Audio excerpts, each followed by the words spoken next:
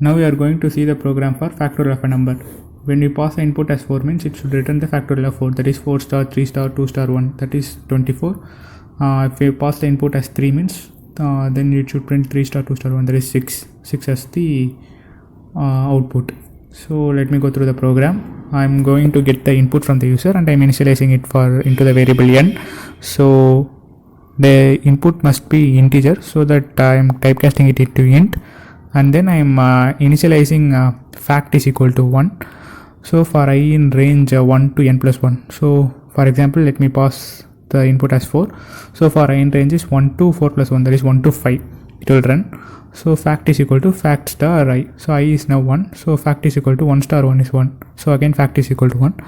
I get incremented as 2. Fact is equal to fact star 1. Already fact is 1. Star 2 means 1 star 2 is 2, which is get initialized into fact.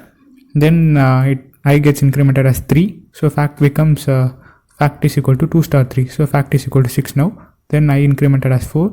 So fact is equal to fact star 4. That is 6 star 4 is 24. Now becomes fact becomes 24. When I is 5, it will come out of the loop. So then it will print the factorial is n, that is it will print the fact, that is it is 6. Let me run this program for you. So I am passing the input as 4. So the factorial is 24. It prints factorial 24. Again, if you pass the input as 5 means it will print 120. If you pass the input as 3 means it will print 6. This is how factorial program runs.